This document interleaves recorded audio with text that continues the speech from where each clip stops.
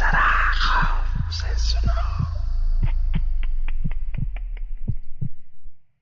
इस दुनिया में तरह तरह के लोग होते हैं। इन सब लोगों के दो चेहरे होते हैं। एक चेहरा जो सबको नजर आता है और एक चेहरा वो जो सिर्फ कुछ खास लोगों को दिखता है। अतीत के पन्नों को छुपा कर रखने वाले ये लोग अपनी जिंदगी को बाहर से सरल बनाकर रखते हैं ताकि इनकी जिंदगी का सच कभी किसी के सामने ना आ पाए। लेकिन ये लोग भूल जाते हैं कि उनका पास्ट फ्यूचर में कभी ना कभी किसी ना किसी रूप में उनके सामने आएगा ही। हमारी आज की कहानी भी ऐसे ही एक आदमी की है जो अपने अतीत को भुलाकर सुनहरे आज में जी रहा है। मानव गुप्ता पेशे से बैंक मैनेजर है। बहुत छोटी उम्र में मानव ने काफी तरक्की कर ली थी। आस्था से एंगेजमेंट करने के बाद ही मानव ने नया फ्लैट भी बुक कर लिया था। अब 1 साल बीत चुका है। सब कुछ वैसे ही हो रहा है जैसे मानव ने प्लान किया था। आज 1 साल बाद मानव को उसके नए फ्लैट की चाबी मिली है और वो सबसे पहले अपनी मंगेतर आस्था को लेकर फ्लैट में जाता है। पर वो कहते हैं ना, लाइफ में कुछ भी फिक्स नहीं होता। जैसा हम सोचते हैं जरूरी नहीं कि हमेशा वैसा ही हो। नए घर में जाते ही मानव के साथ कुछ ऐसा होता है जिसे देखकर आस्था सहम जाती है। Welcome home to be Mrs Gupta. Thank you Mr Gupta. Finally 1 साल बाद पोजीशन मिल ही गया। अच्छा मानव, तुमने मम्मी पापा को फोन किया कि नहीं? नहीं, अभी तक नहीं किया। मैंने सोचा था जब हम साथ में होंगे तो उनको वीडियो कॉल कर लेंगे। तुम पहले अच्छे से घर तो देख लो, फिर करते हैं ना। ओके। अब ये बेल किसने बजाए मानव? अरे अभी तो पूरी तरह से शिफ्ट भी नहीं हुए और तुमने अपने फ्रेंड्स को भी बुला लिया। नहीं आस्था, मैंने तो अभी ऑफिस में शिफ्टिंग का किसी को बताया भी नहीं और कल ही तो सामान शिफ्ट किया है। अच्छा तुम ये मेरी अलमीरा सेट कर दो प्लीज। हाँ, मैं देख कर आता हूं कौन आया है।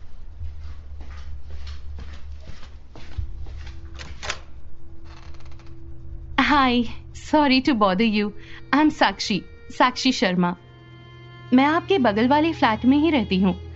बस लास्ट वीक ही यहाँ शिफ्ट हुई हूँ।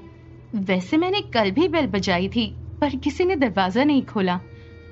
मुझे लगा इस फ्लोर में मैं अकेली ही हूँ, तो आज जब आप लोगों को अंदर जाते देखा तो सोचा पड़ोसी होने के नाते इंट्रोडक्शन ही कर लिया जाए।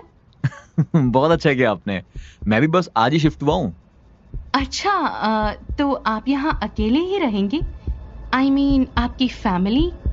हाँ, फिलहाल तो सिंगल, लेकिन 2 महीने बाद मेरी शादी होने वाली है। अरे आप बाहर क्यों खड़ी हैं? अंदर आइए ना। Congratulations in advance for your marriage. कौन है मानव? मानव, संभल कर। पीछे हटो। मानव, तुम ठीक तो हो ना? हाँ, मैं ठीक हूँ। ये सीलिंग फैन कैसे गिर गया? लास्ट वीक तो सारी चीजें इलेक्ट्रिशियन ने चेक की थी। बी केयरफुल, कभी कभी संभलने का वक्त भी नहीं मिलता। किस्मत अच्छी है आपकी। सॉरी, मैं बताना ही भूल गया था। आस्था, ये साक्षी हैं, हमारे बगल वाले फ्लैट में ही रहती हैं। और साक्षी ये है Aastha, my fiancee. Oh, nice to meet you Aastha. चलो यू गाइस कैरी ऑन, अभी मैं जल्दी में हूँ। बाय मानव। मानव, मुझे इस लेडी से अच्छी वाइब्स नहीं आई। जैसे ही हमारे घर के अंदर एंटर हुई, पंखा गिर गया। थैंक गॉड तुम मेरी आवाज सुनकर पीछे हट गए, वरना ये पंखा तुम्हारे सर पर गिरता।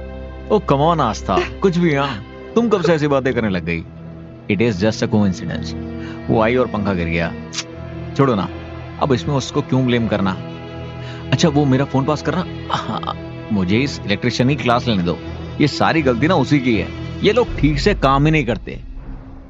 साक्षी का घर में अंदर आना और अंदर आते ही ऊपर से सीलिंग फैन का अचानक गिरना आस्था के लिए यह अच्छा साइन नहीं था। हालांकि आस्था पढ़ी लिखी लड़की थी, लेकिन वो कहते हैं ना, कभी कभी किसी अनजान लोगों से आपको अच्छी वाइब्स नहीं मिलती। बस वही हाल आस्था का भी था। आस्था को साक्षी का घर आना कुछ अजीब लग रहा था। मानव के समझाने के बाद वो थोड़ा नॉर्मल हो गई थी। अगली सुबह फिर से डोरबेल बजती है, लेकिन आज आस्था दरवाजा खोलती है। इतनी सुबह सुबह कौन आ गया? रुको मानव, मैं देखती हूँ।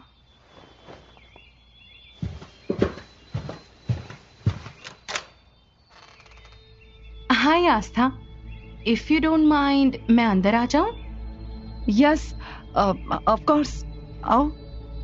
वो कल हमारा इंट्रोडक्शन अच्छे से नहीं हो पाया। आई नो अभी आप लोगों का किचन वर्किंग नहीं है, इसीलिए मैं आप दोनों के लिए ब्रेकफास्ट ले आई। वैसे मैं इतनी अच्छी कुक नहीं हूँ, बट पोहा अच्छा बना लेती हूँ। Hope you like it. इसकी क्या जरूरत थी? Anyway, thanks. मैं भी ब्रेकफास्ट ही ऑर्डर कर रही थी। Oh, please don't say thanks. By the way, where is Manav? Manav office के लिए रेडी हो रहे हैं। ओह ओके, चलो मैं चलती हूँ। Do say my hi to him. See you, bye bye. Bye. इतनी लंबी बातें किससे कर रही थी तुम? कौन था? वही एक ही तो है, तुम्हारी नीबर साक्षी। वो इतनी सुबह सुबह किस लिए आई थी? और इस बाउल में क्या लिखा? मानव संभल कर, लगी तो नहीं? नहीं, बस हल्का सा कट लगा है। लेकिन एक ग्लास बाउल रखा किसने यहाँ? वो साक्षी हमारे लिए ब्रेकफास्ट लेकर आई थी, उसने वो वहां रखा था। अच्छा हुआ गिर गया, क्योंकि तुम मुझे खाने तो देती नहीं, for sure. Don't take me wrong, but मुझे कुछ अजीब सा लग रहा है। अभी सिर्फ 2 बार वो हमारे घर आई और दोनों बार कुछ न कुछ हुआ। Isn't it strange? और ऊपर से कुछ ज्यादा ही फ्रेंडली बनने की कोशिश कर रही है। यार तुम भी ना दूसरों के बारे में बहुत सोचती हो। इट इज ओके आस्था, कुछ लोगों का नेचर ही ऐसा होता है, लेकिन हमें किसी के साथ कितना फ्रेंडली होना है इसका कंट्रोल हमारे हाथ में ही होता है ना? No smile. अरे डोंट वरी बाबा, यू नो माय नेचर ना, मैं स्ट्रेंजर्स से दूर ही रहता हूँ। अच्छा, मैं आज भी रुक जाऊं यहाँ? अगर तुम मेरे लिए रुक रही हो तो ऑफ कोर्स ये घर तुम्हारा है। हाँ? तुम्हें यहाँ रुकने के लिए पूछने की जरूरत नहीं। लेकिन अगर तुम साक्षी को लेकर कुछ सोच रही हो तो please, this is not good at all यार। आई हार्डली नो हर। और वो तो तुमने दरवाजा खोल दिया, मैं तो दरवाजा भी नहीं खोलता। 1-2 बार अवॉइड करेंगे ना तो खुद समझ जाएगी। सच? मुझ? अच्छा तुम रेडी हो जाओ, तुम्हें मैं ऑफिस ड्रॉप कर देता हूं। हमारी लाइफ में कौन, कब, कैसे और क्यों आता है, इस पर हमारी मर्जी नहीं चलती, लेकिन गैरों का ऐसे हमारी जिंदगी में आना हमेशा इत्तेफाक नहीं होता। इसी तरह मानव और आस्था की लाइफ में साक्षी का आना भी एक संकेत था। मानव भले ही खुद को सोशल ना समझे, लेकिन 1-2 हफ्ते में उसकी साक्षी से अच्छी खासी दोस्ती हो गई थी। मानव का साक्षी से बात करना अब आस्था को चुभने लगा था। आस्था हमेशा मानव को साक्षी से दूर रहने के लिए कहती। आस्था के लिए अभी भी साक्षी एक पहेली ही थी।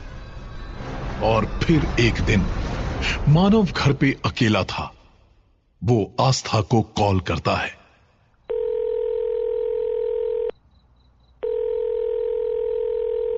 हेलो यार आस्था, कितनी देर से कॉल कर रहा हूँ, किससे बात कर रही थी तुम? अच्छा, मेरा फोन 1 मिनट के लिए भी बिजी नहीं रह सकता, और खुद जनाब का फोन घंटों कॉल वेटिंग पर रहता है। उसका क्या, वो चलता है? सॉरी बाबा, सॉरी। अच्छा सुनो, तुमने वेडिंग कार्ड के लिए लिस्ट तैयार कर ली ना? हाँ, मैं गेस्ट लिस्ट बना ही रही थी। तुम भी अपनी गेस्ट लिस्ट भेज दो, फिर मर्ज करके देखते हैं टोटल कितने लोग हो रहे हैं। ओके? अच्छा सुनो, साक्षी का कॉल आ रहा है, वेटिंग पर है। तुमने उसे अपना पर्सनल नंबर कब और क्यों दिया?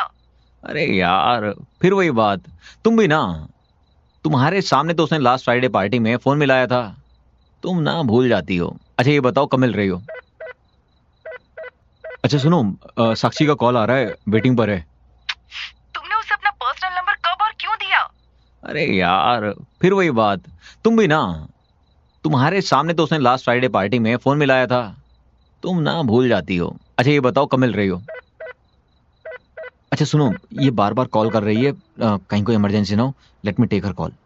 ठीक है, लेकिन तुम कॉल मर्ज करो, मुझे भी सुनना है कि क्या इमरजेंसी हो सकती है इसकी।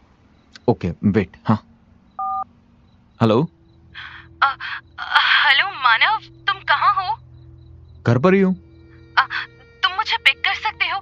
मेरी गाड़ी का एक्सीडेंट हो गया। मैं ठीक हूँ बट कार डैमेज हो गई है। ओह लेकिन मैं तो ऑफिस निकल रहा हूँ यार, एक अर्जेंट मीटिंग में जाना है। चलो इट्स ओके, मैं कैब बुला लेती हूँ। Don't worry, I will manage. Bye. तुमने उसे मना क्यों किया मानव? आज तक तुम्हें समझ जाना इम्पॉसिबल है। हाँ करता तो कहती हाँ क्यों किया, ना बोला तो भी उल्टे सवाल। अरे यार, मैंने तो एक्सीडेंट के बारे में सुनकर कहा। अरे उसने कहा ना वो ठीक है, अगर उसे जेन्युइनली कुछ हुआ होता तो क्या वो मुझे कॉल कर पाती? अरे तुम मुझ पर गुस्सा क्यों कर रहे हो? तुम्हें पता है ना, एक्सीडेंट सुनकर मैं... स्टॉप इट आस्था, तुम्हें कितनी बार कहा है मैंने कि पुरानी बातें याद मत किया करो। तुम्हें ना कुछ टॉपिक चाहिए ही होता हमेशा। तुम फोन रखो यार, अभी मुझे लेट हो रहा है, मैं बाद में फोन करता हूँ। एक्सीडेंट का नाम सुनते ही आस्था को कुछ पुराना याद आ जाता है, कुछ ऐसा जो मानव और आस्था की जिंदगी से जुड़ा हुआ है, पर मानव उसको कुछ बोलने से पहले ही रोक देता है। लेकिन ऐसा क्या राज छुपा है जो मानव ने आस्था को उस बारे में बात करने से पहले ही रोक दिया? उधर मानव भी फोन रखने के बाद थोड़ा डिस्टर्ब था। अगले दिन शाम को मानव ऑफिस से काफी देर बाद घर आता है। वो अपने फ्लैट का दरवाजा खोल ही रहा होता है कि साक्षी उसके पास भागती हुई आती है। हाय साक्षी, इज एवरीथिंग ऑल राइट? हाँ। I am really sorry for yesterday. Actually एक अर्जेंट मीटिंग आ गई थी तो इसीलिए तुम्हें पिक करने नहीं आ पाया। It's okay, I understand. पर क्या तुम अभी फ्री हो? हाँ बस मैं अभी ऑफिस आया हूँ। कुछ काम था तुम्हें? यस, मुझे अर्जेंटली कहीं पहुंचना है और मेरी गाड़ी तो सर्विस सेंटर में है, तो क्या तुम मुझे ड्रॉप कर सकते हो अभी?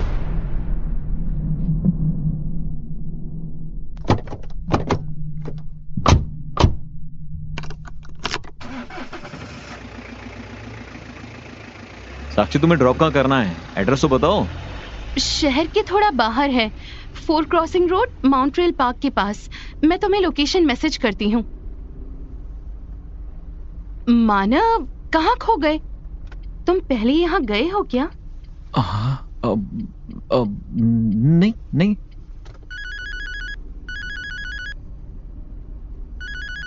ड्राइव करते हुए फोन पिक मत किया करो मानव, एक्सीडेंट हो जाते हैं, जैसे पिछले साल हुआ था। What? क्यों, तुम्हें याद नहीं? आज से ठीक 1 साल पहले तुम्हारी कार का एक्सीडेंट हो गया था। हाँ?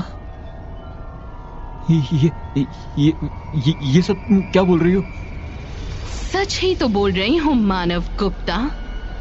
ठीक आज से 1 साल पहले इसी रोड पर। तुम्हें कैसे पता? इतनी जल्दी क्या है, बताती हूँ। वैसे तुम्हारी मेमोरी इतनी वीक लगती तो नहीं। ये सब तुम क्या बोल रही हो? फोन मत उठाना। पिछली बार इसी फोन को उठाने के चक्कर में तुम्हारी वजह से 2 लोगों ने अपनी जान गंवा दी और तुमने तो रुक कर देखा भी नहीं। कौन हो तुम? मैंने पूछा कौन हो तुम, और तुम्हें ये सब कैसे पता?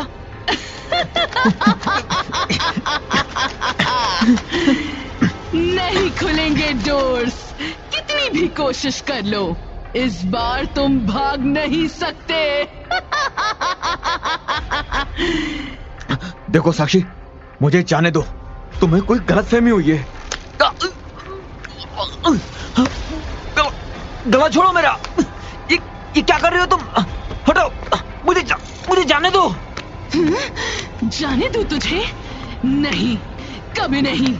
कार मत रोकना अब बीच में, समझा? स्टार्ट कर। नहीं करूंगा। नहीं करेगा? कार स्टार्ट कर, वरना इस बार आवाज भी नहीं निकल पाएगी तेरी। कौन हो तुम? क्या चाहिए तुम्हें? आराम से घर जाकर बात करते, प्लीज। तुझे अभी तक समझ नहीं आया मैं कौन हूँ? मैं वही हूँ जिसको तूने 1 साल पहले अपनी कार से बेरहमी से कुचल दिया था। जानता है उस वक्त मैं प्रेग्नेंट थी। तूने मेरे साथ साथ मेरे बच्चे को भी मार डाला और आज तेरी बारी है। मैंने तुम्हें नहीं मारा। प्लीज प्लीज मुझे जाने दो, जाने दो, मुझसे गलती हो गई। 1 साल पहले तुझसे गलती हुई थी, आज उसी गलती को मैं सुधारूंगी। बस वो चौराहा आने दे। गाड़ी अपने आप कैसे चल?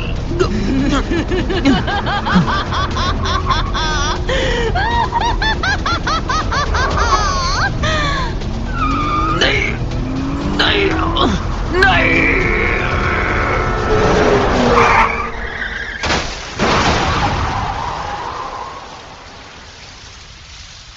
मानव अपनी कार पर काबू खो चुका था।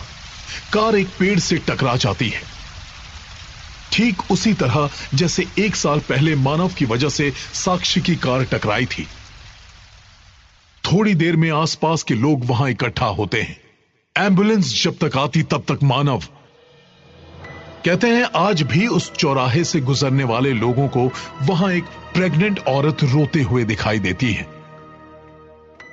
उस औरत की रोती हुई आवाज सुनने वाले को उदास जरूर कर देती है।